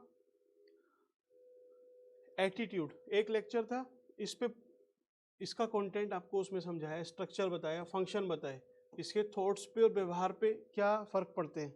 आप अगर सोच पा रहे हो ठीक है, नहीं तो रिवाइज करो और इसको सोचना है। पहले आपको अभी लिखना नहीं है, पहले सोचना है, दिमाग में रटो एक बार कि अच्छा क्या एटीट्यूड मीन्स, मुझे क्या पता है एटीट्यूड में, कि डेफिनेशन ये देनी है, ब्रेकलर्स एंड विजन्स, कंटेंट ये है, स्ट्रक्चर ये है, फंक्शन ये है। ठीक है, सारी चीज़ें आपको सिंपली कराई हुई है, टू द पॉइंट है, विद एग्जाम्पल है। थॉट्स और बिहेवियर पे क्या इम्पैक्ट पड़ता है। ठीक, अगला था आपका मोरल और पॉलिटिकल एटीट्यूड, 4 पॉइंट इसमें से ढूंढ लो। ठीक, क्या डिफरेंस है, हो सकता है ये आपके पेपर में रखा हुआ हो। ठीक, सोशल इन्फ्लुएंस और परसुएशन, ये भी आपको एकदम क्लैरिटी के साथ कराया हुआ है, तो यहां तक कोई दिक्कत नहीं आनी चाहिए आपको। ठीक, ये कुछ कीवर्ड्स थे, इंटीग्रिटी, इम्पार्शियलिटी, ये सब भी आपको कराए गए हैं। और इसी में मुझे आपसे बोलना है कि आपको ये जो थिंकर अभी कराया है, इस्पा, कांत, बेंथम, मिल और जॉन रॉल्स, उनको यूज कर पाओगे आप। इंटीग्रिटी में यूज कर सकते हो किसी को, इम्पार्शियलिटी में, नॉन पार्टिशनशिप में, ऑब्जेक्टिविटी में, dedication to public service, empathy में कुछ बताया था आपसे, एम्पैथी, कंपैशन, उसमें किसको यूज करना है। ठीक है, टॉलरेंस में, कंपैशन में। तो ये कीवर्ड्स, ये तो सिंपली आपसे वर्ड्स ही पूछेगा, पेयर में पूछेगा कि टॉलरेंस और कंपैशन, इसको बताइए, तो आपको उसी पे लिखना है। तो आप कैसे लिख सकते हो, वो भी तरीका आपको उसमें बताया हुआ था। ठीक, सारी चीजें आपके पास हैं, बस आपको एक बार ये चेक करना है कि क्या मुझे ये याद है भी मेरे पास, लिखा भी है, या मैंने फोकस किया इस पे या नहीं। अगर ये सब आपने किया हुआ है, कुछ ना कुछ आपको याद आ रहा है यहाँ से, देन वेल एंड गुड, आप आराम से मैनेज कर लोगे। ठीक है, चलिए, इमोशनल इंटेलिजेंस की एक वीडियो थी, पूरा उसी में कवर्ड है, क्वेश्चन इस पे आएगा ही, 100% एक क्वेश्चन आने वाला है यहाँ से। ठीक, और इसमें कुछ ऐसी रॉकेट साइंस भी नहीं है, सबको पता है कि ईआई से पूछता है हर बार। ईआई की एक ही वीडियो थी शायद 20-21 मिनट की, पूरा उसमें समझाया हुआ है, सरेआम, SAREAM, सरेआम बताया था, नहीं याद कर पा रहे हो तो एक बार देखो इसको, ठीक, पूरा कवर्ड है आपका। देन मोरल थिंकर्स, तो थिंकर्स जैनिज्म बुद्धिज्म वो सब करा दिए थे इंडियन थिंकर्स, ठीक, आज वेस्टर्न भी हो गए, ठीक। Contribution of moral thinkers philosopher from India and the world, तो सिंपल सी बात थी, एक इंडिया वाले आपको करने थे, दूसरे वर्ल्ड वाले, दोनों कर दिए, ये टॉपिक आपका पूरा, ठीक है। नहीं, जिसको लग रहा है कि नहीं है पूरा या आपको कहीं पे कुछ प्रॉब्लम है तो आप पूछ सकते हो, अदरवाइज ये आपका एकदम सॉर्टेड है, ज़्यादा कंटेंट है नहीं आपके पास, दिया भी नहीं है, जितना दिया है उसको कर लोगे तो ये आराम से अपना बना लोगे, ठीक। अब केस स्टडी भी आपको समझाई हुई है, ठीक, उसमें जो थिंकर है वो आप आज जो पढ़ाए हैं वहीं से यूज कर लेना, थिंकर्स भी आपके हो जाएंगे। अब पब्लिक सर्विस, इसकी स्टेटस, अब ये क्या है ना आपका, देखिए गवर्नेंस, ये आपका एक तरह से ओवरलैप करता है जीएस पेपर 2 में, प्रोबिटी इन गवर्नेंस, ठीक है। तो कॉन्सेप्ट ऑफ पब्लिक सर्विस ये आपका मींस उसी में सारी चीज़ें प्रोवाइड की गई है, code of conduct, citizen charter, social audit, ये सब गवर्नेंस में आपकी कवर्ड है। यूटिलाइजेशन ऑफ फंड, यहाँ तक अगर ये ऐसे आपका पूरा है ना, इस पे आप कुछ ना कुछ सोच पा रहे हो, दैट मींस ये आपका पूरा ही है, इसको आप बस, क्योंकि क्वेश्चन क्या है ना, कितना भी प्रिपेयर करके चले जाओ, ऐसा नहीं होगा कि आपसे सिंपल स्ट्रेट क्वेश्चन वो पूछेगा और आपको आता होगा। आपको मैं बोल रहा हूँ कि मैक्सिमम क्वेश्चन जो वो पूछेगा वो आते हैं और स्ट्रेट ही आते हैं, क्योंकि आपको उसी तरीके से कराया गया है। फिर भी 2-3 क्वेश्चन कुछ वो इधर उधर से ऐसे पूछता है घुमा के, नहीं भी पूछे तो वो लगते हैं कि थोड़े घूमे हुए हैं, क्योंकि एग्जाम का प्रेशर ऐसा रहता है। तो उसके लिए कुछ नहीं कर सकते, जो आपको पढ़ाया गया है बस उसी को आपने यूज करना है, कितने स्मार्टली आप यूज करते हो वो आप पे डिपेंड करता है। वही चीज़ है जो थोड़ा बहुत डिफरेंस क्रिएट करती है, वरना एक ही क्लास से पढ़े हुए सारे लोग टॉप क्यों नहीं करते, ठीक है, कुछ लोग, कुछ क्या एक ही टॉप कर पाएगा, बाकी तो नहीं कर पाएंगे, तो वो एक माइन्यूट सा डिफरेंस है। अदरवाइज जो एवरेज आंसर सब लिख रहे हैं आप उससे अच्छा ही लिख के आओगे, अगर आपने सही से इस पर ध्यान दिया है। मुझे आपको कराना है कुछ पब्लिक सर्विस की, अगर केस स्टडी आ जाए लोक सेवा की, ये पब्लिक लाइफ की कुछ भी, तो आपने एक कीवर्ड याद रखना है, ड्यूटी, ये आपको एग्जाम में काम आएंगे, ठीक है। दूसरा ड्यूटी से रिलेटेड है, डेरिलिक्शन ऑफ ड्यूटी मींस अवहेलना कर्तव्यों की, ठीक। तीसरा है अपनी जिम्मेदारियों का एहसास या फिर अवेयरनेस ऑफ रिस्पॉन्सिबिलिटी, ठीक। तीसरा है आपका नोअर डूअर स्प्लिट, कर्ता मनसा वाचा कर्मणा जो चलता है कि जो मन में हो वही वचन में हो वही कर्म में हो, अगर वैसा नहीं होता है तो एक स्प्लिट आ जाता है कि आप जानते कुछ हो करते कुछ हो, अभी इसको समझाना है, ठीक है। Then means versus end, end next है आपका लॉ वर्सेस इथिक्स, देन आपका है bureaucratic attitude versus democratic attitude,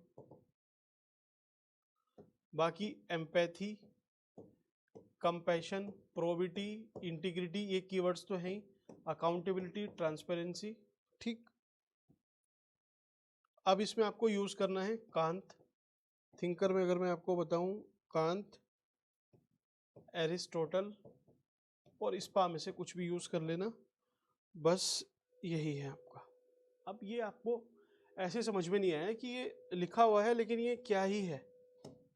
public service की कोई भी एक केस स्टडी तो ज़्यादा चांस है कि पूछेगा कि आप पब्लिक लाइफ में हो, ये सारी आपके सामने प्रॉब्लम है, तो जो भी वो प्रॉब्लम है लगभग इन कीवर्ड से मिलके वो प्रॉब्लम बनी है और उसका सॉल्यूशन भी इन कीवर्ड से ही है। इसको एकदम आराम से सोच के याद रखना कि अगर पब्लिक सर्विस की कोई केस स्टडी आती है लोक सेवा, जहाँ भी लिखा आ जाए तो उसमें कांत का इस्तेमाल होना ही है, करना है। स्पा मैंने आपसे बताया था, एरिस्टोटल, प्लेटो, सोक्रेटिस, उसको यूज करना ही है। मीन्स कर लेना, एक का भी यूज कर लोगे। मैं 2-3 नाम इसलिए बोल रहा हूँ कि ये यूज नहीं हो पाया, दूसरा, तीसरा, चौथा, जैनिज्म, बुद्धिज्म, कुछ नहीं तो गांधी जी को ही यूज करके आ जाना। तो उसमें आपका जो फिलोसफर या फिर थिंकर वाला पार्ट है वो तो इधर से ही कवर हुआ। अब आपको पॉइंट सोचने हैं दिमाग में, सपोज वो कुछ पूछ लेता है आपसे, तो आप इसी लाइन पे सोचोगे कि कोई भी सपोज पूछेगा कि आप एक आईएएस ऑफिसर है, आईएएस भी नहीं, आप कहीं पे कुछ एक मैनेजर की पोस्ट पे हो, ठीक है, किसी भी डिपार्टमेंट में कुछ भी हो, वहाँ पे आप देख रहे हो कि आपके जो जूनियर है वो ये काम कर रहे हैं, इस चीज़ में एंगेज हैं, आपको पता है कि अगर उन पे आप एक्शन लेते हो तो जो छोटा मोटा पब्लिक का काम है वो रुक जाएगा, क्राइसिस आ जाएगा, अगर आप उनको नहीं रोकते हो तो उससे करप्शन बढ़ रहा है, इस तरीके से आपको डिलेमा में ही फंसाएगा। तो उसके लिए आपको क्या करना होगा, आपसे सॉल्यूशन पूछेगा। तो पहली चीज़ कि आपको अपनी ड्यूटी पे फोकस रखना है, ठीक, कि आप अपनी जो ड्यूटी है ड्यूटी पे अडेर रहोगे, ठीक। और duty means deontology, deontology means Kant, Kant और गीता यूज हो जाएगा। दूसरा, आपको लगेगा कि क्योंकि आपको दूसरा पक्ष भी जस्टिफाई करना है कि इस काम को मैं इसलिए करूंगा और ये नहीं करूंगा तो उससे डिरिलिक्शन ऑफ ड्यूटी हो जाएगी, अवहेलना हो जाएगी, और उससे फिर क्राइसिस ऑफ कंसाइंस, अंतरात्मा की जो आवाज़ है वो खराब हो जाएगी, जो एक इनर वॉइस है वो भी कहीं ना कहीं कॉम्प्रोमाइज हो जाएगी, ठीक। तीसरा, आप अपनी जिम्मेदारियों का एहसास करोगे कि हाँ भाई मुझे फैसला लेना है कि मुझे काम कंटिन्यू भी रखवाना है और इनको भी डांटना है ताकि दोनों चीज़ें बैलेंस हो पाए। तो आपको अवेयरनेस, अपनी जिम्मेदारियों का एहसास या फिर अवेयरनेस होनी चाहिए, ठीक है, आप उस पर भी फोकस करोगे। नोअर डूअर स्प्लिट, ऐसा काम नहीं करोगे जिससे नोअर डूअर स्प्लिट क्रिएट हो। मीन्स आपके मन में है कि आपको एक्शन लेना है, आप एक्शन ले नहीं पा रहे हो, तो उससे आपकी जो एफिशिएंसी है वो डाउन होगी।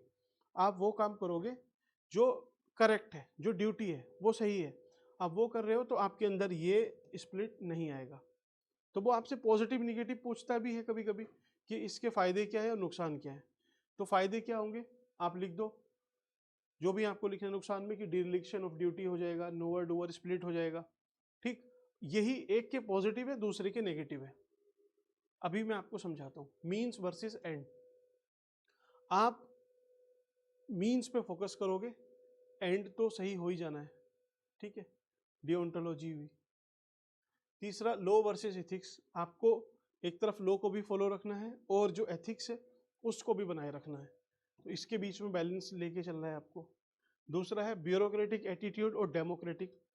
अब आप एक जिम्मेदार पद पे हो तो आपको अपना एटीट्यूड डेमोक्रेटिक रखना है और कुछ इंस्टेंस पे आपको थोड़ा सा रिजिड होना पड़ेगा, ब्यूरोक्रेटिक एटीट्यूड भी रखना पड़ेगा, बैलेंस बनाना पड़ेगा। और कीवर्ड्स तो है ही, एम्पैथी, कंपैशन, ट्रांसपेरेंसी, अकाउंटेबिलिटी, ये सब। अब मैंने जो आपसे बोला कि एक का पॉजिटिव दूसरे का नेगेटिव, आप कोई एक एक्शन लेते हो, सपोज उन जो लोअर स्टाफ है आपका, आप उस पर कोई एक्शन लेते हो, तो उससे सबसे पहला फायदा क्या होगा कि जो लॉ है वो अपहेल्ड रहेगा, ठीक। दूसरा, जो आपकी ड्यूटी थी आपने वो ड्यूटी की। तीसरा, आपके अंदर नोअर डूअर स्प्लिट नहीं आया, बंटवारा नहीं हुआ, ठीक है।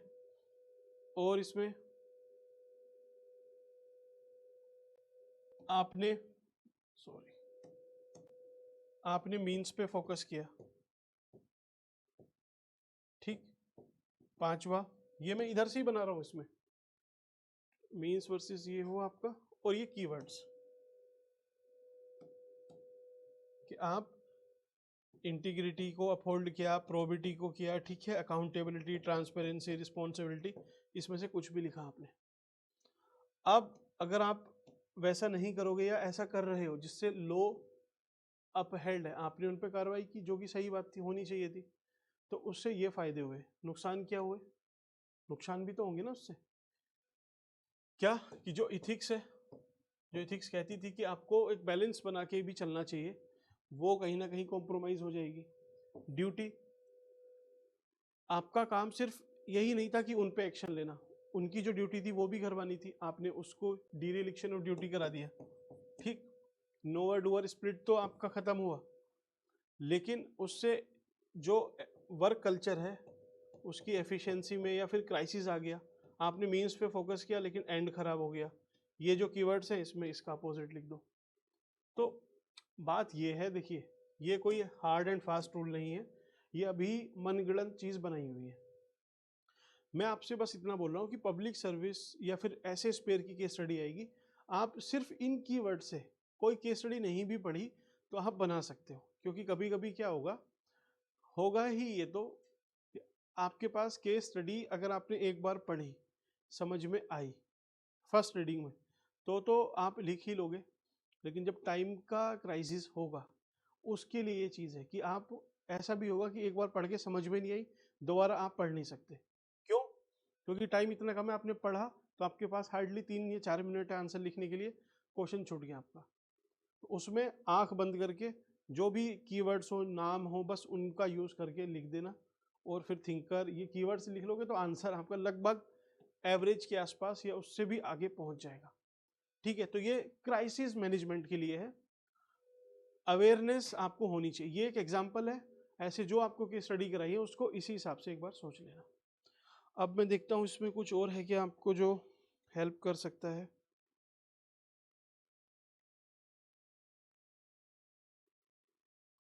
चलिए, ये हो गया है आपका एआई का हुआ है। अच्छा हाँ, एक ही क्वेश्चन यूपी पीसीएस में था, तो इसको एक बार देख लेते हैं। यूनिवर्सल रिलीजन, सार्वभौमिक धर्म से आप क्या समझते हैं? यूनिवर्सल रिलीजन, सार्वभौमिक धर्म से आप क्या समझते हो? इसके क्या एलिमेंट्स हैं? इसके एलिमेंट्स क्या है? इस तरीके का एक क्वेश्चन था, या फिर इसको हिंदी में बोलेंगे तत्व क्या है। तो इसका एक जो मेन कीवर्ड्स हैं उसको मैं आपको बता देता हूँ। देखिए, धर्म में क्या होता है? भाईचारा, हर धर्म भाईचारे को ही बढ़ावा देता है। मैं आपसे पूछूं इस्लाम में क्या है, हिंदुइज्म में क्या है, या फिर क्रिश्चियनिटी में क्या है, और ज्यूज, इन सब में क्या है? तो सब में इंडिविजुअल स्पेसिफिक बातें लिखी हुई हैं, लेकिन मैं आपसे बोलता हूँ कि इन सारे धर्मों को पढ़ के आपको एक अलग धर्म बनाना है जो इन्हीं में से होना चाहिए, और ऐसा होना चाहिए जो सब में कॉमन है। समझे बात आप? सारे धर्म हैं, हिंदुइज्म है, इस्लाम है, क्रिश्चियनिटी है, ठीक है, सब है। आपको ऐसी चीज निकालनी है जो सब में आए, ठीक, और अलग से उसको क्रिएट करना है। तो यही है यूनिवर्सल रिलीजन की बात कर रहे हैं, कि ऐसा धर्म जो सार्वभौमिक हो, जो सबके लिए हो, ठीक है, और सब में कॉमन सा हो। तो पहले भाईचारा, भाईचारा सब में है, हिंदुइज्म में है, आपका क्रिश्चियनिटी में है, इस्लाम में है, सब में ही है भाईचारा। दूसरा, कौन सा धर्म है जो शांति की बात नहीं करता? पीस, शांति, लिख सकते हो आप। तीसरा, वैल्यूज, इन सब की सब बात करते हैं कि कंपैशन, करुणा होनी चाहिए। जैनिज्म भी बात करते हैं, बुद्धिज्म भी करते हैं, हिंदुइज्म, सब लोग करते हैं कंपैशन और ट्रुथ, इसकी भी सभी बात करते हैं। अहिंसा मैं नहीं लिख सकता हूं, क्योंकि कहीं पे उसको सही भी माना जाता है, कहीं पे गलत भी, ठीक है। धर्मो रक्षिता रक्षिता, और ऐसे कुछ करके इसका एक उल्टा है, मीन्स एक लाइन और है, वो उसका दूसरा मीनिंग निकाल के लेके आती है। फोर्थ है आपका, आपको फ्लेक्सिबिलिटी भी रखनी पड़ेगी। अब ये तो कॉमन चीजें हुई कि इन सब धर्म में, लेकिन हमें एक ऐसा धर्म बनाना है अलग जो सार्वभौमिक हो, जो सबके लिए हो। तो उसमें हमें फ्लेक्सिबिलिटी रखनी पड़ेगी, क्योंकि रिलीजन में, कुछ रिलीजन में थोड़ी सी रिजिडिटी है, ठीक। तो फ्लेक्सिबिलिटी पे आपको फोकस करना है। देन और चलिए इसी में लिख देते हैं। चौथा डाइवर्सिटी, डाइवर्सिटी का भी सम्मान होना चाहिए उस धर्म में। पांचवा आप इसमें लिख सकते हैं brotherhood, peace, values, flexibility, diversity. 2 4 ये 5 हुआ। और छठा मीन्स ओपननेस भी आप बोल सकते हो, क्योंकि खुलापन होगा तो वो धर्म एक तरह से यूनिवर्सैलिटी या फिर सार्वभौमिकता ज़्यादा रहेगी उसमें। ठीक, तो अगर यूनिवर्सल रिलीजन पे पूछ ले, ये 5-6 पॉइंट लिख देना है क्या। अगर आपको डेफिनेशन देनी है तो universal religion means a way of life. Simple से ये है कि एक वे ऑफ लाइफ है, इसके जो कुछ एसेंशियल एलिमेंट्स हैं वो ये हो सकते हैं। पहला ये, दूसरा ये, तीसरा ये, चौथा, पांचवा, छठा। एग्जाम्पल तो इसमें ऐसे कुछ देने की ज़रूरत नहीं है, बस थोड़ी सी थ्योरी लिखनी है कि हाँ ब्रदरहुड से ये फ़ायदा होगा, इससे ये होगा, ये करके आप इस आंसर को लिख सकते हो। ये एक क्वेश्चन था जो थोड़ा अनयूजुअल सा था, मुझे लगा कि आपको पता होना चाहिए। ठीक, बाकी अब इसी पेपर को हम बाइंड अप करते हैं कि इसमें कुछ हो आपके लिए तो बता दिया जाए, अदरवाइज इसको इधर ही पूरा करते हैं। एक आरटीआई वाला आपको कराया क्या? आरटीआई, चलिए फिर भी इसमें ज़्यादा टाइम नहीं लगेगा, एक बार आरटीआई का रिवीजन करा देते हैं, नहीं भी पता हो तब। आरटीआई, इस पे क्वेश्चन आपसे पूछ लेता है, तो आपको क्या याद रखना है, इसकी सेक्शन याद रखनी है बस, उससे स्पेसिफिक आपका एक क्वेश्चन बन जाएगा। Section 3, section 4, section 6, section 7, section 8, section 24। ठीक, बस 1 2 3 4 5 6 सेक्शन याद रखनी है। पहला सेक्शन 3 कहता है कि हर किसी को या हर नागरिक को एवरी सिटीजन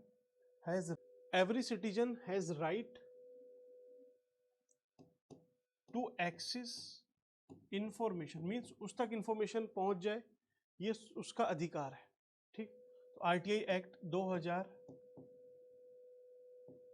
2005 ने आपको ये राइट दिया है। ठीक है, और आप देखो पीआईबी या जो डेली मीटिंग होती है उसकी जो समरी प्रोवाइड करती है सरकार, तो वो क्या है, आपको एक इंफॉर्मेशन का एक्सेस करा रही है। सेक्शन 3 सही है। इससे क्या है, क्या उनकी अकाउंटेबिलिटी बढ़ती है, आपके पास इंफॉर्मेशन आती है, आप ज़्यादा इन्फॉर्म्ड, अवेयर या फिर रिस्पॉन्सिबल नागरिक बनते हो। सेक्शन 4, इसमें है कि जो पब्लिक अथॉरिटीज़ हैं, जो लोग अथॉरिटीज़ को बोलेंगे, इंस्टीट्यूट या संस्थाएं हैं, उन्हें वॉलंटरली, स्वेच्छा से इंफॉर्मेशन डिस्क्लोज करनी चाहिए। इसका एग्जांपल एक जन सूचना पोर्टल, सूचना पोर्टल है, कहाँ का, राजस्थान का, जो ज़्यादातर इंफॉर्मेशन आपको स्वेच्छा से वो उस पर प्रोवाइड कर देता है। ठीक है, तो इसका एग्जांपल भी मिला और ये भी आपका हो गया। ठीक है, सेक्शन 6, छठी सेक्शन क्या कहती है, citizen can request for information in writing. आपको इंफॉर्मेशन मिलनी चाहिए, इनको स्वेच्छा से देनी चाहिए, ये दोनों बातें नहीं हुई। तो तीसरी, आप राइटिंग में इंफॉर्मेशन प्राप्त कर सकते हैं।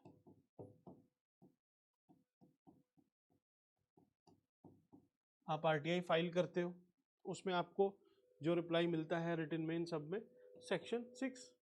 सेक्शन 7, 7वीं धारा क्या कहती है इसकी,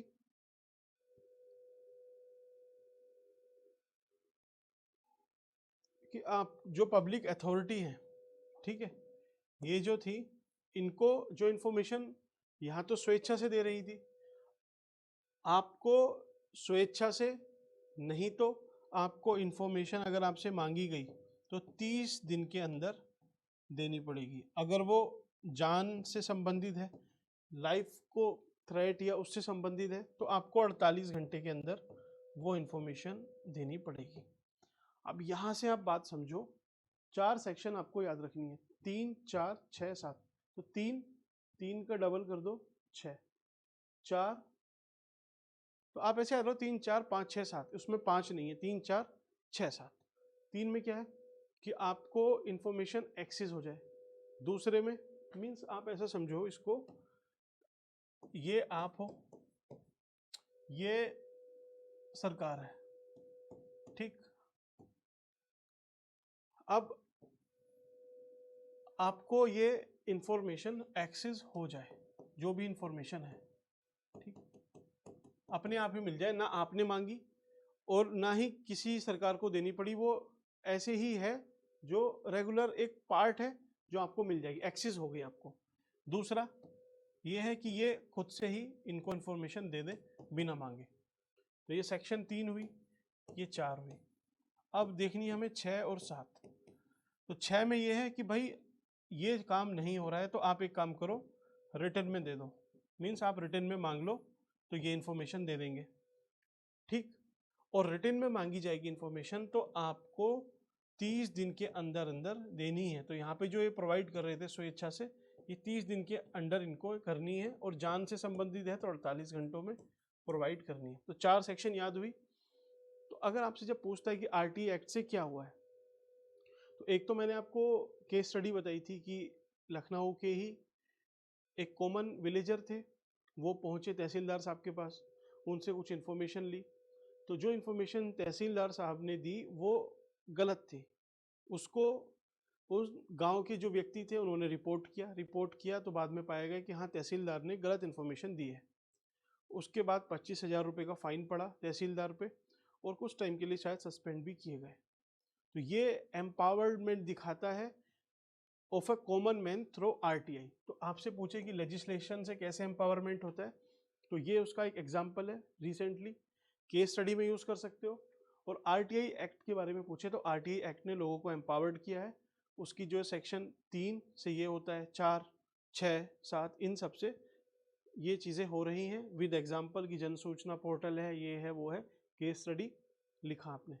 फिर आपसे उसमें उसी में पूछ सकते हैं कि इसके चैलेंजेस क्या है। तो एक तो आप स्पेसिफिक मीन्स जनरली कुछ भी लिख ही रहे हो, आप सेक्शन वाइज लिख रहे हो तो ये थोड़ा ज़्यादा रिच लग रहा है। अब आपको अगर उसके चैलेंजेस लिखने हैं तो 2-3 चैलेंजेस तो आप वैसे लिखते ही हो, मैं आपसे बोल रहा हूँ स्पेसिफिक आपको एकदम टू द पॉइंट, 2 पॉइंट लिखे लेकिन हैवी, तो उसमें आपको क्या रखना है, सेक्शन 8 इसमें आते हैं ट्रेड सीक्रेट्स, ठीक, जो व्यापार के सीक्रेट है। उसमें जो 8(1)(j है, ठीक, वो ये कहती है कि जो पर्सनल इंटरेस्ट की इंफॉर्मेशन है वो आप प्रोवाइड नहीं करोगे। फॉर एग्जांपल अब कोई बिजनेसमैन है, 2 बिजनेसमैन है, उसे पता है कि ये सामने वाला मेरा ही बिजनेस लगभग सेम बिजनेस में ग्रो कर रहा है, मैं नहीं ग्रो कर पा रहा हूँ, तो अगर मैं इसकी इंफॉर्मेशन ले लेता हूँ थ्रू आरटीआई तो मेरे पास पता चल जाएगा कि क्या क्या चीज़ें कैसे कैसे है, तो उससे फिर मैं इसको फंसा भी सकता हूँ, कोई कोर्ट केसेस पे फाइल कर दूंगा तो ये नीचे चला जाएगा, और मैं या तो उस इंफॉर्मेशन को यूज़ करके आगे बढ़ जाऊंगा या फिर इंफॉर्मेशन नहीं भी यूज़ की और वो कोर्ट के चक्कर काटता रहेगा तो मैं तो आगे बढ़ ही जाना हूँ। तो पर्सनल इंटरेस्ट हुआ आपका है, तो अगर ऐसी कोई इंफॉर्मेशन आप मांगते हो तो आरटीआई के थ्रू वो इस सेक्शन के थ्रू अलाउ नहीं है, ठीक। दूसरा है सेक्शन 24 वो ये कहती है कि जो इंटेलिजेंस और जो नेशनल सिक्योरिटी से संबंधित है वो इंफॉर्मेशन हम प्रोवाइड नहीं करेंगे। तो 2 स्पेसिफिक हुआ। तो इसमें अब आप देखो चैलेंज में आपको लिखना है तो आप बस इसी सेक्शन का अलग तरीके से इसको लिखना कि under section 8 trade secret sometimes जो ऑफिशियल हैं वो इंफॉर्मेशन प्रोवाइड करना नहीं चाहते या नहीं प्रोवाइड करते और उनको एक एस्केप क्लोज मिल जाती है या फिर एक ये बचाव का एक माध्यम है सेक्शन 8(1)(j), ठीक। दूसरा सेक्शन 24 इंटेलिजेंस और नेशनल सिक्योरिटी जो कि एक तरह से डिफाइंड भी नहीं है, उसके नाम पे बहुत सारी इंफॉर्मेशन लोगों तक नहीं पहुंच पाती है, ये भी एक चैलेंज है। बस इसी तरीके के बाद इसके बाद आप 2 कॉमन से पॉइंट भी लिख दोगे तो आरटीआई आपका पूरा। ठीक, तो RTI, citizen charter, social audit, ये तीनों याद रखना एक टूल है गुड गवर्नेंस के। तो आपने यहाँ पे लिखा आरटीआई, सोशल ऑडिट पूछेगा तो बदल के सोशल ऑडिट लिखा, सिटीजन चार्टर, सीसी तो सीसी, उससे आप गुड गवर्नेंस तक पहुंच सकते हैं, ये टूल्स हैं। ठीक, तो यहाँ आपका इथिक्स का पूरा होता है। जो भी था आप बस उस पर ट्रस्ट रख के आराम से रिवीजन करो, जो भी प्रैक्टिस करनी है प्रैक्टिस करो, और जीएस पेपर 4 कंप्लीट हो चुका है, एश्योर होके आराम से फिर किसी और पेपर पे स्विच करो। इसको हम यहीं पे रोकते हैं, अब दूसरे अपने पेपर पे चलते हैं। ठीक है, जीएस पेपर 4 पूरा है। Thank you.